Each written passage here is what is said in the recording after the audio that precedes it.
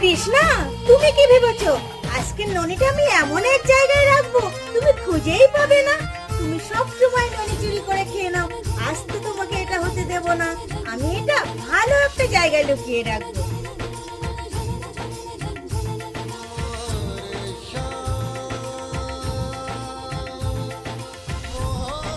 মা, তুমি কৃষ্ণার থেকে তাহলে রেখে রাখবে?